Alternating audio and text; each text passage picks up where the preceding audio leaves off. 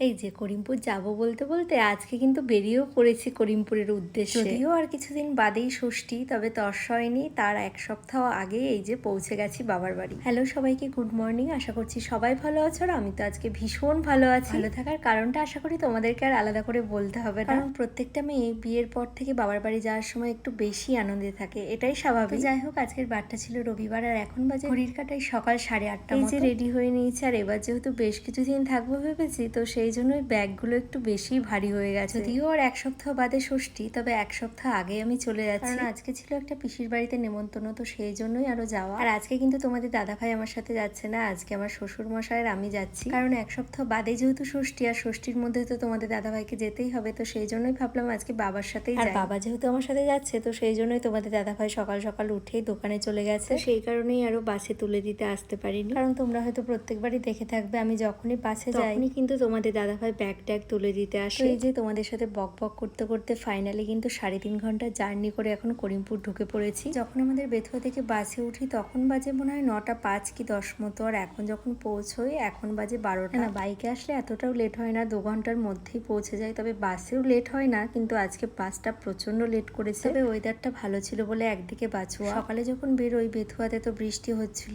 রাস্তায় কোনো কোনো জায়গায় দেখছি বৃষ্টি হচ্ছে, কোনো কোনো জায়গায় দেখছি রোদ উঠেছে, তো এইভাবেই দেখতে দেখতে আসি। তবে আমাদের বাড়িতে যখন পৌঁছই তখন দেখলাম রোদ উঠেছিল, কিন্তু কিছুক্ষণ বাদেই দেখি ভালোই মেঘলা ওয়েদার হয়ে গেছে। শুধুমাত্র মেঘলা ওয়েদার বললে ভুল হবে, তার সাথে কিন্তু প্রচন্ড বৃষ্টিও হয়েছে। দুপুরবেলায় স্নান খাওয়া দাওয়া করে রেস্ট নেওয়ার পর এই যে এখন রেডি হয়ে নিয়ে ফার্স্টেই তোমাদেরকে বলেছিলাম পিসির বাড়িতে নেমন্তন্ন আছে, তো সেই জন্যই কিন্তু আজকে মেন আসা। পিসির বাড়ির পাশেই হচ্ছে আমার মামার বাড়ি, তো সেই জন্য ইচ্ছে ছিল অনেকটাই বিকেল বিকেল বেরোতে, এই বৃষ্টির জন্যই মেন হয়ে ওঠেনি। তো যাই হোক, বেরোতে বেরোতে ওই সন্ধে পার হয়ে গেছে, এখন বাজে ওই 7টা মতো। আর মেঘলা মেঘলা ওয়েদার থাকার কারণে বেশ তাড়াতাড়ি কিন্তু সন্ধ্যা লেগে যাচ্ছে। যাই হোক, এই যে মামার বাড়িতে এখন পৌঁছে গেছে, আর এখন তো মামার বাড়ি যাওয়া মানেই আগেই রকির খোঁজ। আমি তো অবশ্যই খুশি রকিকে পেয়ে, কিন্তু রকিও কতটা খুশি সেটা আশা করি দেখে বুঝতে পারছো। তবে রকির কিন্তু আলাদাই ব্যাপার স্যাপার, শুধু আমার আদর পেলে হবে না, ওর কিন্তু আমার আদরের সাথে প্রত্যেকের আদরই চাই। যেমন এই যে আমি এখন আদর করছি সেটাতে কিন্তু উনি খুশি না, তার সাথে আমার ভাই যেহেতু ভিডিও করে দিচ্ছে ওনার আদরও চাই। আর এদিকে যেহেতু বাকিরা সবাই ছিল, তো সেই জন্য রকিকে একটু আলাদা করেই রাখা হয়েছে, কারণ আমাদের রকি একটু বেশি দুষ্টু, তো সেই জন্যই সবার সামনে ওকে নিয়ে যাওয়া হয় না।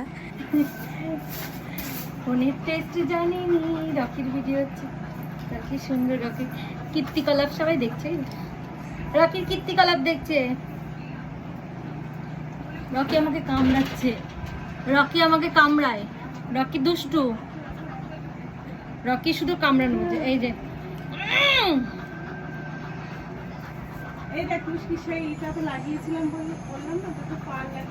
ওই অসভ্য, ভালো লাগছে তো।